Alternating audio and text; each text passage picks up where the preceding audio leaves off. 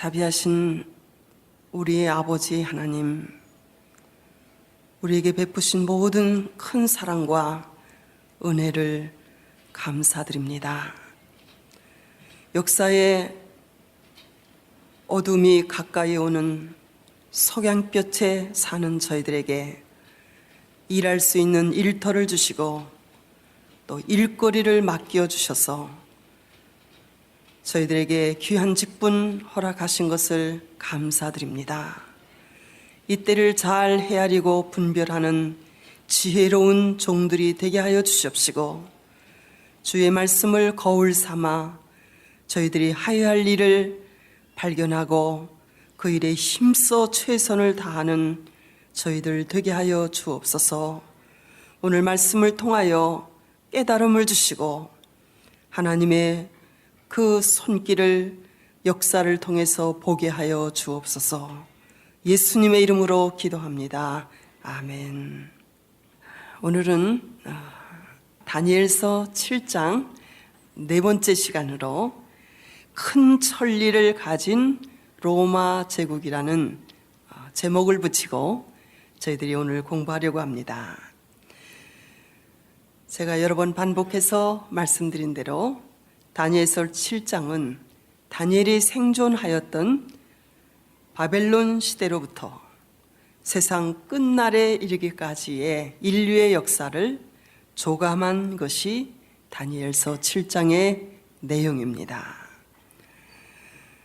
네 개의 제국들이 차례로 역사적으로 이 세상에 등장할 것인데, 네 번째 나라인 이 넷째 짐승은 모양이 없고 짐승의 모습을 어떻다고 꼬집어서 말할 수 없지만, 다만 이 짐승의 성격에 대한 묘사가 다니엘서 7장 7절로 8절에 나타나 있습니다. 우리 다니엘서 7장 7절로 8절을 찾으셔서 한 목소리로 같이 읽으시겠습니다. 내가 밤 이상 가운데 그 다음에 본 넷째 짐승은 무섭고 놀라우며 또 극히 강하며 또 큰 천리가 있어서 먹고 부서뜨리고 그 나머지를 발로 밟았으며, 이 짐승은 전의 모든 짐승과 다르고 또 10뿔이 있으므로 내가 그 뿔을 유심히 보는 중 다른 작은 뿔이 그 사이에서 나더니, 먼저 뿔 중에 셋이 그 앞에 뿌리까지 뽑혔으며, 이 작은 뿔에는 사람의 눈 같은 눈이 있고 또 입이 있어 큰 말을 하였느니라. 이 네 번째 나라인 넷째 짐승은 짐승의 모양이 어떻다고 꼬집어 말할 수 있는 형상이 없습니다. 다만 이 짐승의 성격에 대한 묘사만이 이 다니엘서 7장 7절로 8절에 나타나 있는 것입니다. 이 넷째 나라, 넷째 짐승을 가리켜 다니엘은 큰 철이로 먹고 부서뜨리고 발로 밟았으며, 이 짐승은 전에 다른 짐승들과 다르게 강하고 무서운 성격을 가지고 있다고 묘사하고 있습니다. 여기서 큰 철이를 가졌다는, 철이 언급된 것으로 보아서 다니엘서 2장에 느부갓네살 왕이 본 그 금신상의 계시와 비교해 볼 때, 넷째 짐승은 지난 시간에 말씀드린 대로 철로 된 양쪽 종아리와 그리고 철과 진흙이 섞인 10발가락, 그 넷째 나라인 로마 제국을 가리키고 있는 것입니다. 그런데 다니엘은 이 다니엘서 7장 7절과 8절에서 이 넷째 나라의 역사를 세 단계로 나누어서 여기 구분해서 기록해 주시고 있는 것입니다. 첫 번째 다니엘서 7장 7절 상반절에는 넷째 짐승이라고 표현하였고, 두 번째 단계는 다니엘서 7장 7절의 하반절인데, 이 짐승은 10뿔을 가지고 있는 짐승. 이것이 두 번째, 이 넷째 나라인 로마 제국이 가지고 있는 두 번째 단계입니다. 그리고 마지막 세 번째 단계는 다니엘서 7장 8절에 이 짐승은 작은 뿔을 가지고 있는, 그래서 첫째 단계는 넷째 나라, 둘째 단계는 10뿔, 셋째 단계는 작은 뿔을 가지고 있는 그러한 넷째 나라의 역사를 구분해서 여기 기록하고 있습니다. 첫 번째 단계는 바로 과거의 로마 제국을 가리키는 말씀이고, 두 번째 단계는 미래, 장래, 과거 로마 제국권 내에서 등장할 가칭 신로마 제국을 예언한 말씀이고, 여기 다니엘서 7장 8절에 작은 뿔은 곧 10뿔, 곧 장래에 등장할 미래의 로마 제국권 내에서 일어나서 새 왕들을 제거하고, 새 뿔을 제거하고, 그 새 왕들을 제거하고 세력을 확보할 한 초인적인 한 개인, 그 사람을 가리키는데, 그가 바로 예수 그리스도 등장하시기 전에, 재림하시기 전에 이 세상에 나타날 적그리스도인 것을 성경은 여러 성경에서 우리에게 말씀해 주시고 있습니다. 이 작은 뿔에 대해서는 데살로니가 후서 2장 3절과 4절에서는 우리 한번 같이 찾아보시겠습니다. 데살로니가 후서 2장 1절로 4절까지 우리 큰 소리로 같이 읽으시겠습니다. 형제들아, 우리가 너희에게 구하는 것은 우리 주 예수 그리스도의 강림하심과 우리가 그 앞에 모임에 관하여 혹 영으로나 혹 말로나 혹 우리에게서 받았다는 편지로나 주의 날이 이르렀다고 쉬동심하거나 두려워하거나 하지 아니할 그것이라. 누가 아무렇게 하여도 너희가 미혹하지 말라. 먼저 배도하는 일이 있고 저 불법의 사람 곧 멸망의 아들이 나타나기 전에는 이르지 아니하리니, 저는 대적하는 자라 범사 일컫는 하나님이나 숭배함을 받는 자 위에 뛰어나 자존하여 하나님 성전에 앉아 자기를 보여 하나님이라 하느니라. 사도 바울은 데살로니가 후서 2장 1절로 4절을 통해서 주의 강림, 곧 주의 재림과 성도들이 주님이 다시 오시면 그 앞에 함께 모이는 그런 역사의 영광스러운 가장 큰 일은 일어나지 않을 것이라고, 그 시기에 대해서, 예수님께서 재림하실 시기에 대하여 그 전에 나타날 적그리스도의 등장에 대해서, 그가 나타나기 전에는 그리스도의 강림과 그 앞에 성도들이 함께 모이는 모임은 이르지 아니할 것이라고, 시기 문제에 대해서 정확하게 우리에게 예언해 주시고 있습니다. 그날과 그 시는 아무도 알 수 없으나 저 불법의 사람, 멸망의 아들, 곧 범사의 하나님과 성도들을 대적하는 자가 나타나서 자기를 가르쳐 하나님이라 주장하며 숭배를 강요하기 전에는, 그가 나타나기 전에는 주님의 재림과 성도들이 그 앞에 모이는 모임은 이르지 아니하게 될 것이라고 우리에게 말씀해 주시고 있는 것입니다. 이 넷째 나라, 이 넷째 짐승의 나라인 로마 제국은 성경을 통해서 우리가 보는 인류의 역사에 있어서 매우 중요한 부분을 차지하고 있는 나라인 것입니다. 하나님의 인류 구원 계획의 가장 핵심인 예수 그리스도의 탄생과, 그리고 우리를 위한 대속적인 죽음, 그것은 바로 로마 군대에 의해서, 로마 총독인 빌라도에 의해서 주님은 고난을 당하시고 죽으셨고, 그리고 역사적으로 마가의 다락방에 성령께서 강림하심으로 신약교회가 탄생한 것도 바로 이 로마 시대에 있었던 일이었고, 그리고 기독교는 그 후로 이 넷째 나라, 넷째 짐승인 로마 제국에 의해서 250년간 무서운 박해와 핍박과 순교를 당하면서 복음은 예루살렘과 유다와 사마리아, 소아시아를 지나 로마 세계로, 전 세계로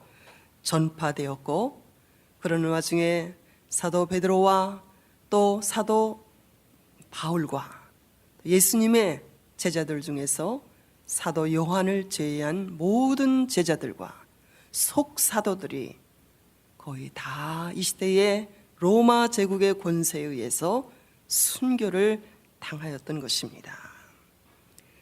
그리고 장래 역사상에 등장할 미래의 로마 제국 시대에 바로 불법의 아들 멸망의 사람 적그리스도가 등장하여, 그리고 그가 나타나면 우리 주 예수 그리스도 영광의 주께서 이 땅에 다시 재림하심으로 우리에게 약속하신 하나님의 나라가 역사적으로 이 시대에 실현될 것이기 때문에 바로 이 넷째 짐승의 나라는 성경에서 보는 역사가 인류의 역사에서 아주 중요한 부분을 차지하고 있는 나라라고 말할 수 있는 것입니다.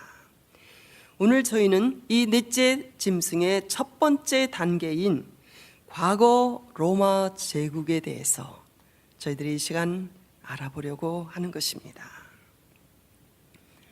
로마의 건국 신화에 의하면 로마는 예수님 탄생하시기 전 곧 BC 753년에 로물루스와 레무스라는 쌍둥이가 자콜이라는 암늑대의 젖을 먹고 자라서 티베르 강변의 7 언덕 근처에다가 바로 이 로마시를 건설하였다고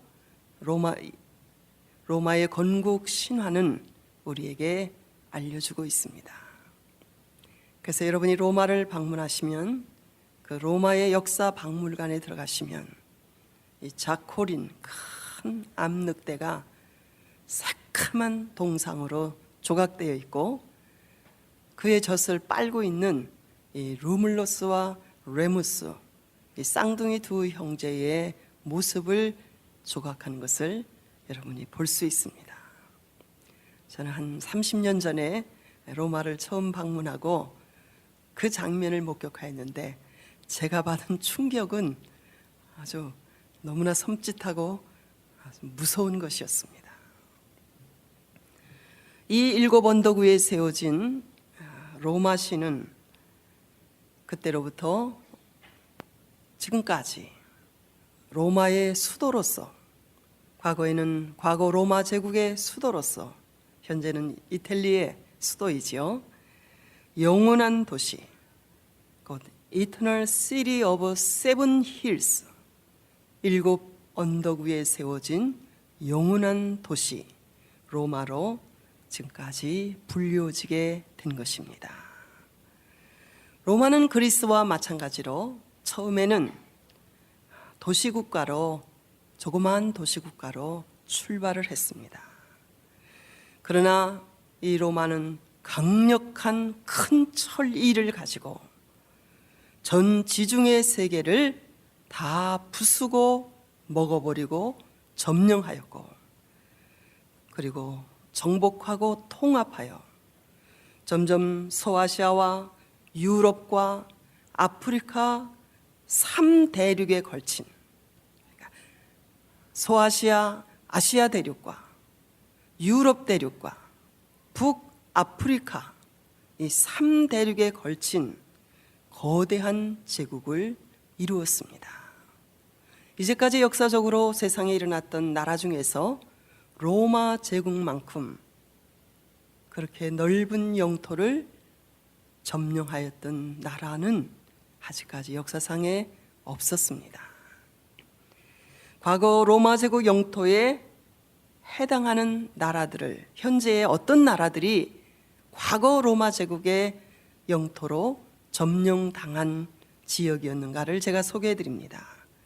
영국, 이태리, 그리스, 스위스, 프랑스, 벨기에, 룩셈부르크, 아일랜드, 스페인, 포르투갈, 독일, 네덜란드, 오스트리아, 헝가리, 루마니아, 유고슬라비아, 불가리아, 터키, 이스라엘, 레바논, 요르단, 이란, 수단, 알제리아, 사우디아라비아, 모로코, 아프리카의 리비아, 이렇게 넓은 영토, 세 대륙에 걸친 영토를 로마 제국은 차지하고 있었던 것입니다. 다니엘서 7장 7절의 표현대로 이 넷째 짐승은 무섭고 놀라우며 또 극히 강하며 또 큰 천리가 있어서 먹고 부서뜨리고 그 나머지를 발로 밟았으며, 이 짐승은 전의 모든 짐승, 곧 바벨론 제국을 상징하는 사자, 메데파사를 상징하는 곰, 헬라 제국을 상징하는 표범, 이런 짐승들과 다르고 그 모양이 그들보다 훨씬 강한 짐승의 나라로 하나님께서 다니엘에게 보여주신 것이었습니다. 독일의 역사가인 레오폴드 랑케라는 역사가는 로마의 역사적인 역할에 대해서 이런 말을 남겼습니다. 많은 개울들이 호수로 흘러 들어가듯이 모든 고대의 역사는 로마의 역사로 흘러 들어가고 모든 근대사는 다시 로마로부터 흘러나왔다는 말을 독일의 역사학자인 랑케는 남겼습니다.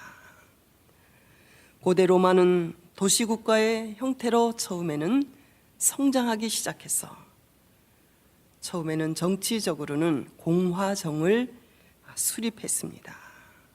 약 500년 동안 공화정이 계속되었는데, 그때 줄리어스 시저, 그리고 그가 바로 로마 제국의 기틀을 세운 사람인데, 그는 폼페이우스와 크라소스라는 사람과 함께 제1회 3두 정치 체제를 이루었습니다.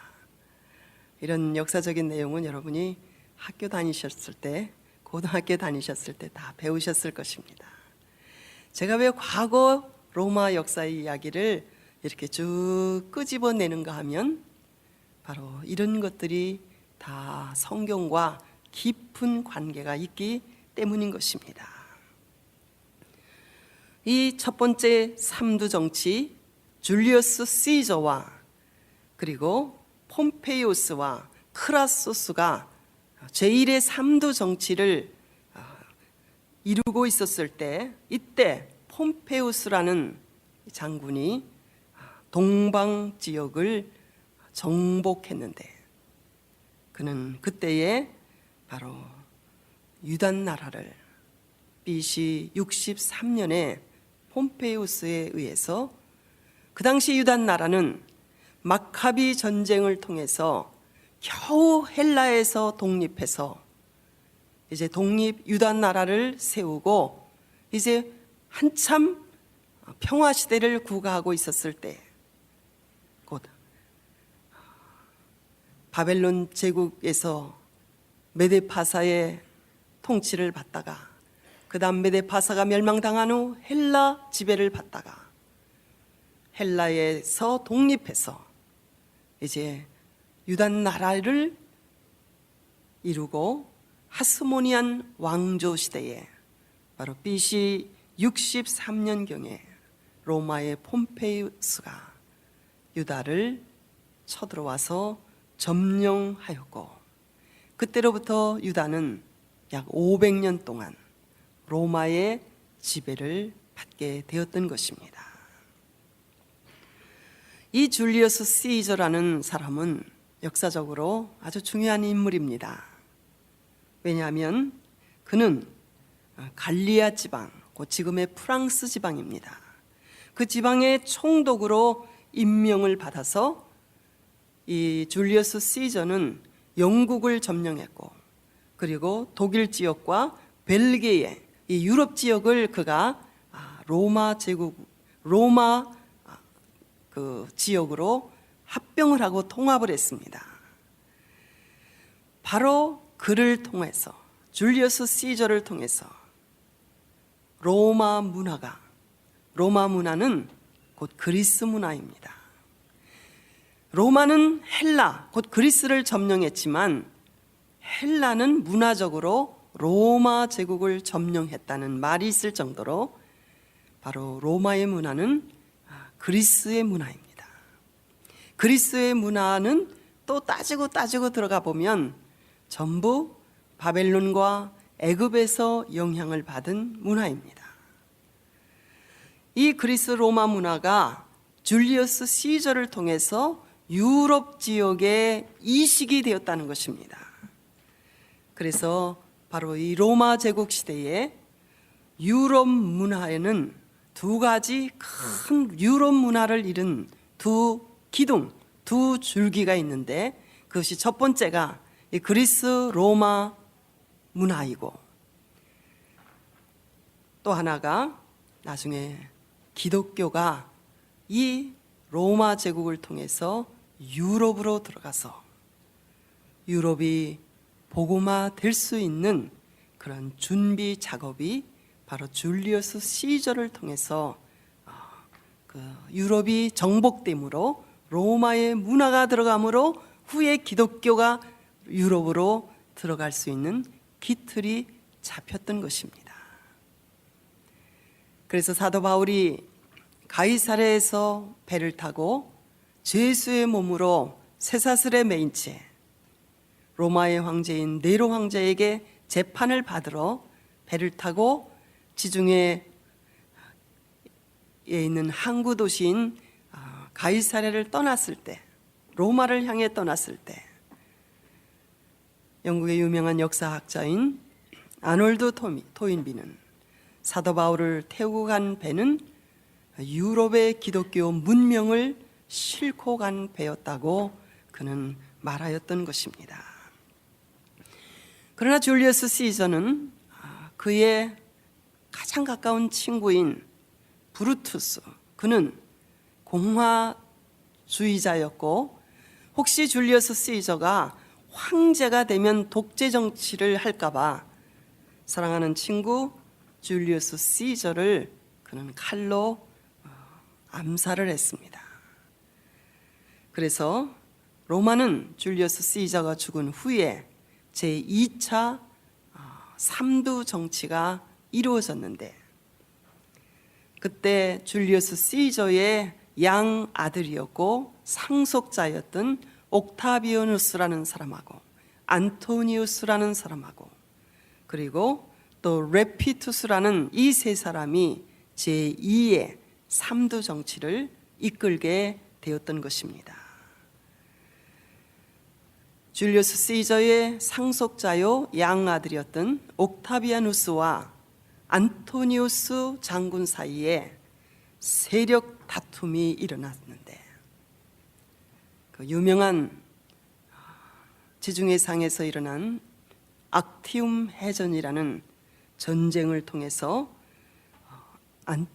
안토니우스 군대가 다 패배하고 말았습니다. 그래서 이 안토니우스는 그의 사랑하는 애인이었던 애굽의 헬라 마지막 여왕이었던 클레오파트라와 함께 동반 자살을 하게 되었고, 그래서 헬라 제국의 명맥을 겨우 간신히 유지하고 있었던 애굽도 BC 31년 바로 이 옥타비아누스에 의해서 점령을 당하였던 것입니다. 이 옥타비아누스는 로마 안에서 일어난 이 모든 내전을 다 정리하고 끝낸 후 마침내 그는 로마 제국의 첫 번째 황제가 되었는데, 바로 그가 누가복음 2장 1절에 기록된 가이사 아구스투 황제가 되었던 것입니다. 그가 제1대 로마의 황제로 즉위한 후 그때로부터 로마의 평화시대라고 불리우는 팍스 로마나 시대가 열리게 되었습니다.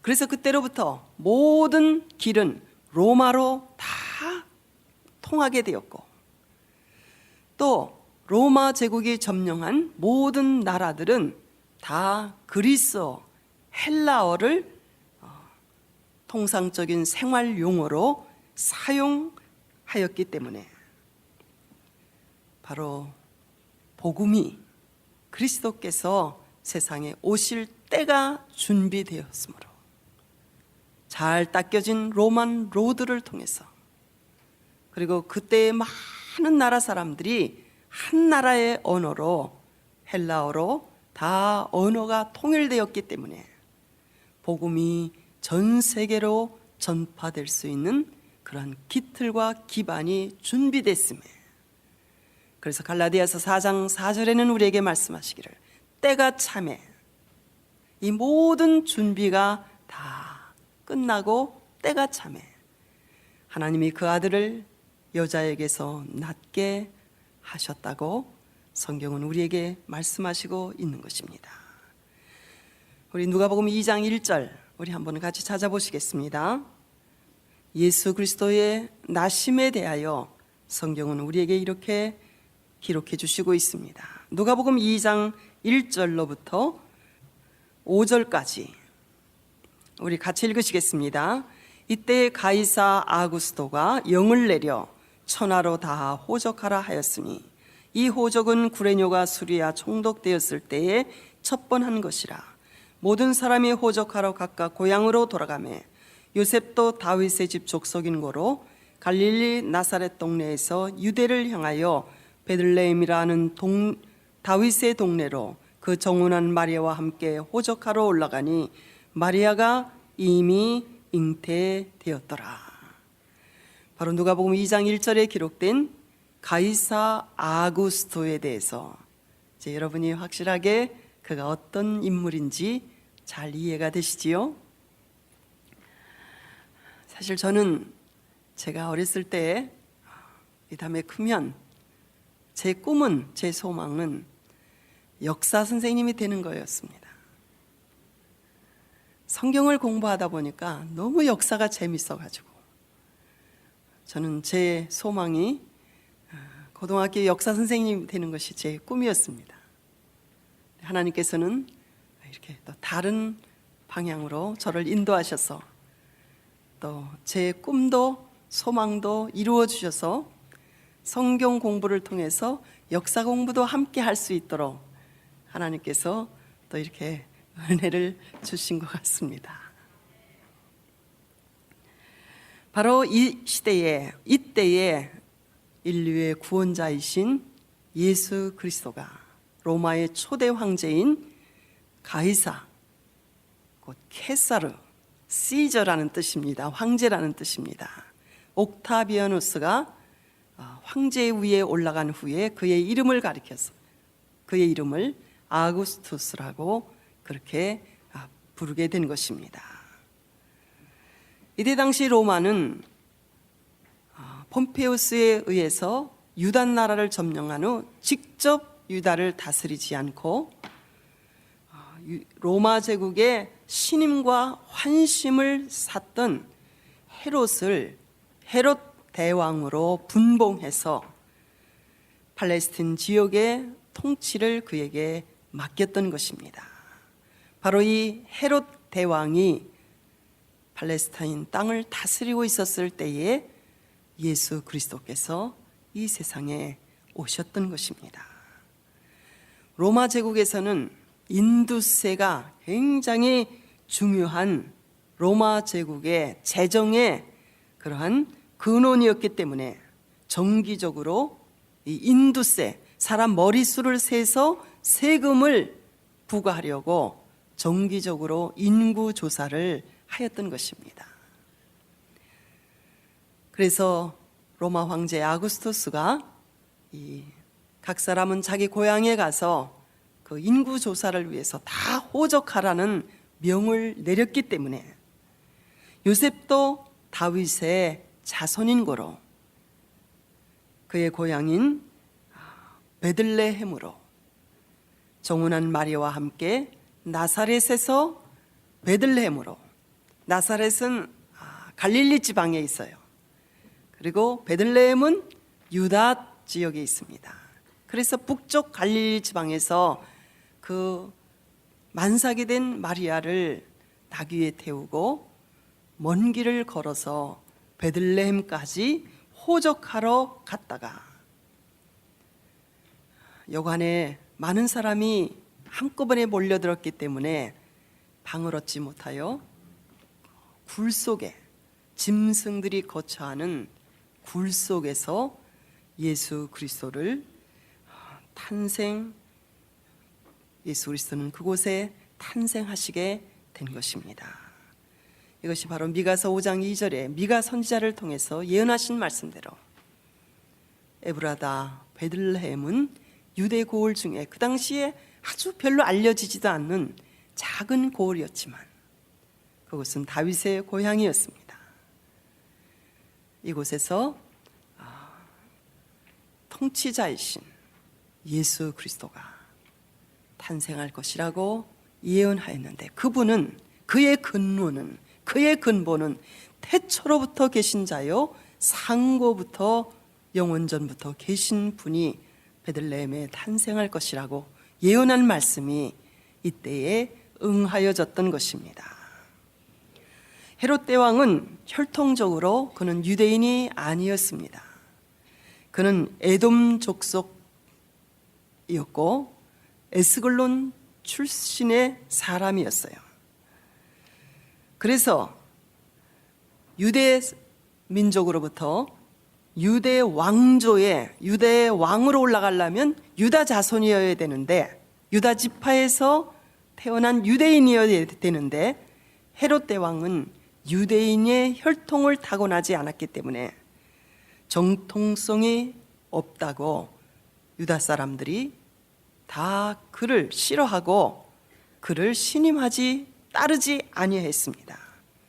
그래서 헤롯 대왕은 이 심리적인 부담감을 가지고 유대인의 환심을 사기 위해서 그때 스룹바벨이 오래전에 바벨론에서 돌아와서 건축하였던 제2성전, 솔로몬 성전 자리에 지었던 그 스룹바벨 성전이 너무 쇠락하고 낡아졌기 때문에 대대적으로 이 성전을 크게 중축하였고, 그리고 헤브론에 있는 아브라함과 또 그의 가족들의 막벨라 굴 안에 있는 가정묘 위에 건물을 세우고 그곳을 성역화하는 일을 함으로 유대인들의 환심을 얻으려고 했습니다.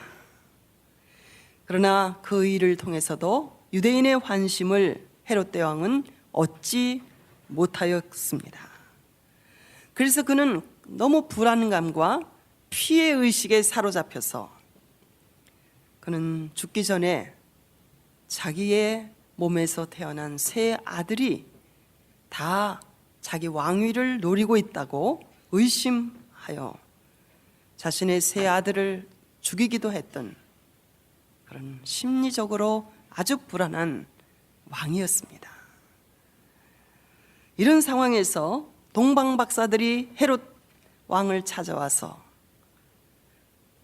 유대인의 왕으로 태어나신 이를 찾아 우리가 경배하러 동방에서 왔다고, 그분이 태어나신 곳이 어디냐고 묻는 이 동방 박사의 그 내방을 통하여 이 소식을 들었을 때 헤롯이 얼마나 불안했겠습니까? 말로는 당신들이 그 유대인의 왕 아기를 찾으면 내게도 알려주십시오. 나도 찾아가서 그분에게 경배를 할 것입니다. 이렇게 말하였지만 동방 박사들이 지시하심을 받아 헤롯에게로 돌아가지 아니하고 본국으로 돌아간 후에 헤롯이 속은 줄 알고 베들레헴 지역 안에 모든 2살 이하의 사내 아이들을, 남자 아이들을 다 죽이라고 명령을 충분히 내릴 수 있는 그런 불안하고 병적인 왕이었다는 사실을 우리는 역사를 통해서 볼 수 있는 것입니다. 헤롯 대왕이 죽은 후 헤롯의 세 아들이 헤롯이 다스리고 있었던 팔레스틴 지방을 나누어서 세 지역으로 나누어서 통치했습니다. 갈릴리 지역은 성경에 저 여우라고 불리웠던 그의 아들 헤롯 안티파스가 다스렸고, 그리고 그 동생 빌립은 그래도 헤롯의 아들 중에서 제일 성격이 원만하고 온화했던 사람이었습니다. 그는 이두메와 드라고닛 지방을 다스렸다고 누가복음 3장 1절에 기록되어 있고, 그 다음에 마태복음 2장 22절에 바로 유다 지방은, 언제나 성경 역사의 중심지는 예루살렘에 있는 유다 지방입니다.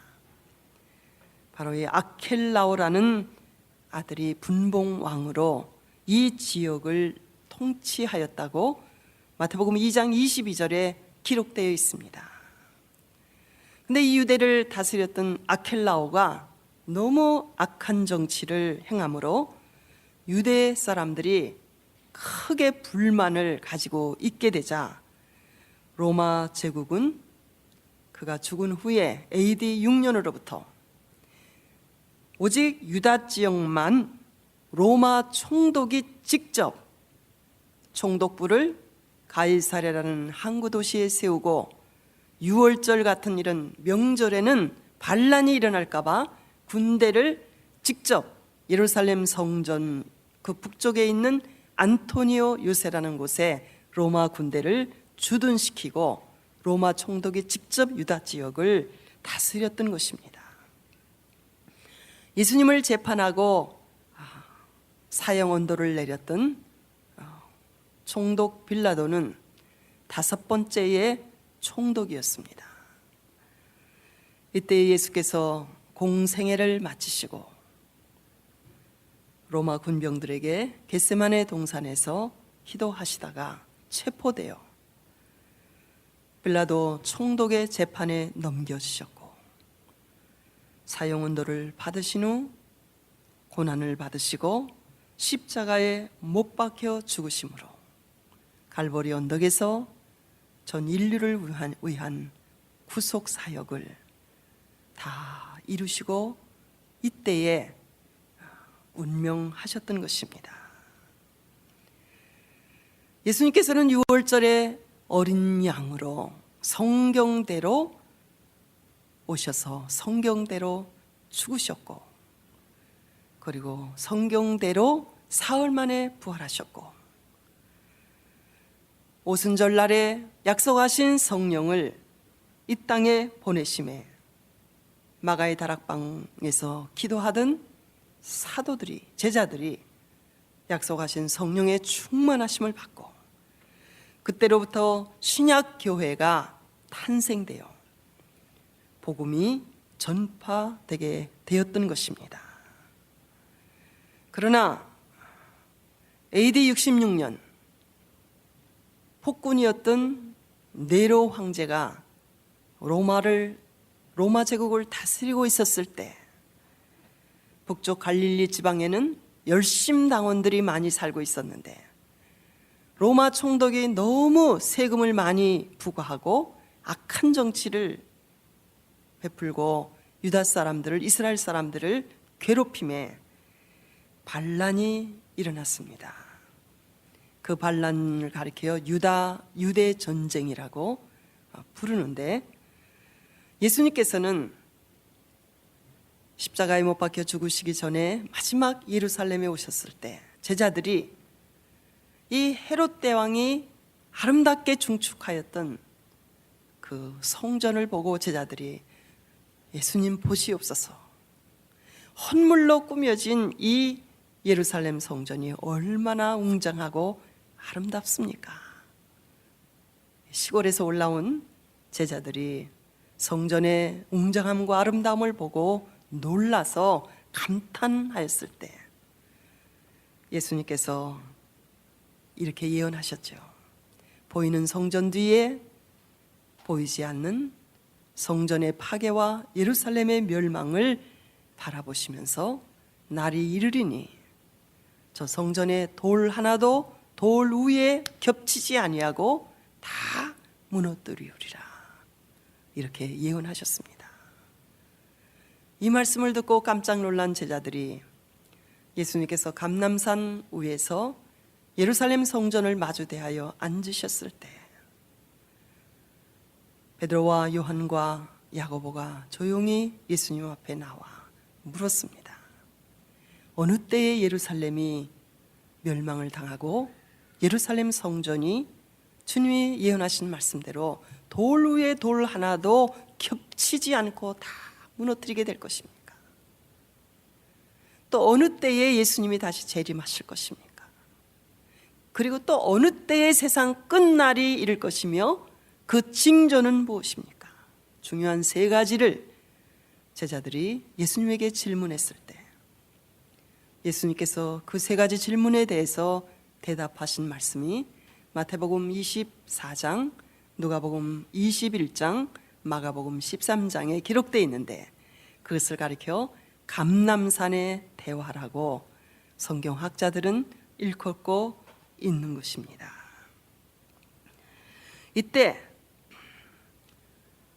AD 66년 갈릴리에서 일어난 반란으로 말미암아 유다 전쟁이 일어나서 예수님께서 감람산에서 이 예루살렘의 멸망과 성전 파괴에 대한 예언의 말씀을 하신 지 약 40년 후에 예언 그대로 로마 군대의 타이터스 장군에 의해서 완전히 이 예언이 이루어졌던 것입니다. 예수님과 동시대에 살고 있었던 동시대의 사람이었던 유대의 역사가 요세포스는, 그는 로마에 일찍 유학을 갔다 온 그런 지식인이었습니다. 그는 유다 전쟁이 일어났을 때 그는 로마에 유학을 해서 로마 제국의 군대의 힘을, 그 권세를 잘 알고 있었기 때문에 유다가 로마 제국에 대항해서 반란을 일으킨 사건은 마치 결함을 가지고 바위를 깨려고 하는 것과 같이 승산이 없는 무모한 전쟁임을 알기에 그는 이 전쟁을 자기 동족들을 만류했어요. 결코 우리가 이길 수 없다. 로마 제국과 대항해서 결코 우리는 이길 수 없다. 전쟁을 하면 비참한 멸망과 최후가 우리에게 기다리고 있다. 만류했지만 유다인들은 듣지 않고 오히려 그를 반란군의 총대장으로 요세포스를 세웠습니다. 그는 일부러 투항을 했어요. 그래서 이 요세포스에 대한 유대인들의 평가는 지금까지도 둘로 나누어져서 평가되고 있습니다. 조국을 배반한 배반자, 또 하나는 그가 전쟁이 끝난 후 로마로 돌아가서 전쟁 기간 동안 로마 군대를 따라다니며 종군하다가 그는 로마로 돌아가서 전쟁이 끝난 후에 유다 전쟁이라는 유명한 역사책을 썼는데, 요세포스의 이 역사책을 통해서 우리는 그 당시의 역사적인 사건을 그대로 성경시대의 역사적인 사건을 우리가 알 수 있게 되었기 때문에 그는 위대한 역사학자로 혹은 유대인의 배반자로 그런 두 가지로 평가되고 있는 그러한 역사학자입니다.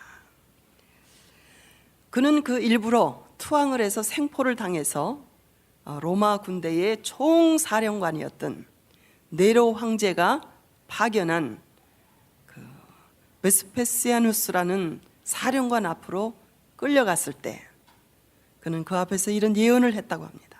멀지 않아 당신이 로마 황제가 될 것입니다. 요세포스의 예언대로 네로 황제는 자결해서 죽었고, 그리고 베스포시아 장군은 로마 황제로 추대되어서 유다 전쟁 중간에 로마로 돌아가서 황제가 되었고, 그 남은 반란 진압 사령관으로 그의 아들 타이터스가 임명되어서 그에 의해서 예루살렘은 파괴되고 성전은 돌 위에 돌 하나도 정말 겹치지 아니하고 철저히 파괴되었는데, 그 이유는 헤롯이 성전 안에 모든 내부를 다 순금으로 입혔기 때문에 로마 군병들이 그 금을 벗겨내느라고 돌 하나까지 다 파헤쳤다는 것입니다. 타이터스 장군은 철저하게 성전을 파괴하였는데, 성전을 둘러싸고 있는, 보호하고 있는 서쪽 벽만을 유일하게 남겼습니다. 왜냐하면 후대의 사람들이 로마의 강력한 군대의 힘이 이렇게 엄청난 돌로 지은 예루살렘 성전을 파괴했다는 것을 후대의 사람들에게 보여주기 위해서 성전은 완전히 파괴시켰지만 성전을 보호하고 있는 서쪽 벽만을 남겼는데, 그것이 바로 오늘날 통곡의 벽이라고 불리우는 웨스턴 월, 서쪽 벽이었던 것입니다. 이 요세포스는 전쟁이 끝난 후 조금 전에 말씀드린 대로 로마로 가서 종군하여 모든 유다 전쟁을 다 그가 목격한 후에 유다 전쟁이라는 역사서를 저술하여 우리에게 남겼습니다. 그런데 이 유다 전쟁이라는 책 가운데서 우리의 관심을 끄는 중요한 대목이 있습니다. 그는 이 책에서 주후 70년 예루살렘이 멸망당했을 때에 타이터스 군대가 예루살렘을 3년간이나 포위하고 있었습니다. 그때 갑자기 지금까지도 알 수 없는 이유로 로마 군대가 포위망을 풀고 후퇴하기 시작했다는 것입니다. 퇴각하였다는 것입니다. 이때에 성 안에 갇혀있던 기독교인들이, 그리스도인들이 40년 전에 감람산에서 예수님께서 하신 예언의 말씀을 기억했습니다. 우리 성경 찾아보시죠. 누가복음 21장 20절입니다. 20절부터 24절까지. 너희가 예루살렘의 군대들에게 에워싸이는 것을 보거든 그 멸망이 가까운 줄을 알라. 그때 유대에 있는 자들은 산으로 도망할지며 성내에 있는 자들은 나갈지며 촌에 있는 자들은 그리로 들어가지 말지어다. 이날들은 기록된 모든 것을 이루는 형벌의 날이니라. 그날에는 아이 벤 자들과 젖 먹이는 자들에게 화가 있으리니 이는 땅의 큰 환난과 이 백성에게 진노가 있겠음이로다. 저희가 칼날에 죽임을 당하며 모든 이방에 사로잡혀 가겠고 예루살렘은 이방인의 때가 차기까지 이방인들에게 밟히리라. AD 70년 예루살렘이 멸망당할 때에 그때 포위되어 성 안에 있었던 그리스도인들은 바로 감람산에서 예수님께서 하신 이 예언의 말씀, 너희가 예루살렘의 군대들에게 에워싸이는 것을 보거든 예루살렘의 멸망이 가까운 줄을 알라. 그때 유대에 있는 자들은 산으로 도망할지며 예루살렘 성 안에 있는 자들은 나갈지며 촌에 있는 자들은 예루살렘 성으로 들어가지 말지어다. 예수님께서 예언하신 말씀을 기억하고 있었던 그리스도인들은 갑자기 이유를 알 수 없이 로마 군대가 퇴각하자 그때 예루살렘 성을 빠져나와서 요단강을 건너 펠라라는 지금의 요르단 땅입니다. 요르단 강 근처에 있는 펠라라는 광야로 피신해서 거기서 기독교의 생명을 보존할 수 있었다는 것입니다. 그래서 그때로부터 그들은 계속해서 복음 전파의 중심지를 예루살렘에서 그 다음 펠라에서 소아시아로, 예베소로, 그리고 로마로 옮겨가서 오늘날 같은 기독교가 전 세계에 전파될 수 있도록 그들은 기독교의 생명을 주께서 감람산에서 하신 예언의 말씀을 기억하고 예루살렘 성을 빠져나왔다는 것입니다. 그러나 그 경고의 말씀, 예언의 말씀을 몰랐던지 혹은 들었어도 무시하고 끝까지 성 안에 남아 있었던 사람들은 퇴각하였던 로마 군대가 갑자기 돌이켜서 다시 예루살렘을 에워싸고 그리고 공격함으로 예루살렘은 파괴되고 수많은 사람들이 죽임을 당하고 말았던 것입니다. 로마서 15장 4절에는 우리에게 이런 말씀을 주시고 있습니다. 무엇이든지 전에 기록한 바는 우리의 교훈을 위하여 기록된 것이니 우리로 하여금 인내로 또는 성경의 안위로 소망을 가지게 하려 함이니라. 하나님은 자기의 백성들을 사랑하시되 끝까지 사랑하셔서 장차 되어질 일을 미리 말씀하시고 말씀하신 그대로 이루시는 분이시기 때문에 성도들을 위하여 소망을 가지게 하시고 인내를 얻게 하시기 위한 교훈의 말씀으로 우리에게 이 말씀을 주셨다고 로마서 15장 4절에 기록되어 있는 것입니다. 다음 시간 계속해서 과거 로마 제국과 그들의 멸망에 대해서 공부하고 둘째 단계, 셋째 단계 계속 공부한 후에 8장으로 다니엘서 8장으로 넘어가도록 하겠습니다. 우리 기도하시겠습니다.